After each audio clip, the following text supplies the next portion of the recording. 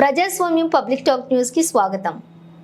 మైనారిటీలను తన ఓటు బ్యాంకుగా చూడబోనని, వారిలో ఒక్కడిగా ఉండి అన్ని సమస్యలను పరిష్కరిస్తారని విజయవాడ పశ్చిమ బీజేపీ అభ్యర్థి సుజనా చౌదరి అన్నారు. సుజనా చౌదరిని ముస్లిం సంఘాల నేతలు కలుసుకున్నారు. సుజనాను అభినందించారు, వారికి మద్దతు ప్రకటించారు. ఈ సందర్భంగా పశ్చిమ నియోజకవర్గంలో ముస్లింల కోసం చేపట్టబోయే కార్యాచరణను సుజనా వివరించారు. ప్రతి డివిజన్ లో కార్యాలయం ఏర్పాటు చేసి సమస్యల పరిష్కారం కోసం కృషి చేస్తారని తెలిపారు. మైనారిటీ మహిళలు సొంతంగా ఎదిగేలా రుణాలు ఇప్పించే చర్యలు తీసుకుంటామని, ప్రతిభ ఉన్న మైనారిటీ విద్యార్థులు ఉన్నత చదువులకు వెళ్లేలా సాయం అందిస్తామని తెలిపారు.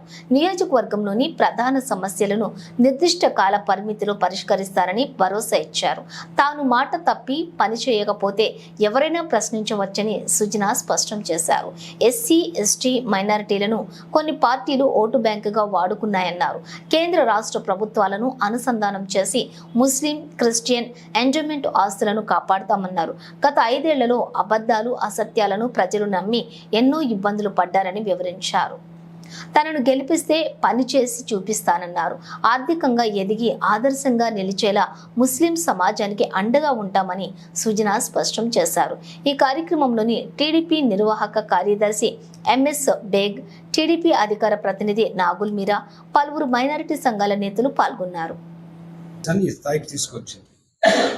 కేవలం ఓట్ బ్యాంక్ కింద వాడుకున్నారు. అలా కాకుండా గత 10 సంవత్సరాల్లో ఎన్డీఏ నరేంద్ర మోడీ గారి నాయకత్వంలో ముస్లింస్కి ఏం చేసింది మీరు కూడా చెప్తాను. మీకు ఒక లిటరేచర్ ఇస్తాను.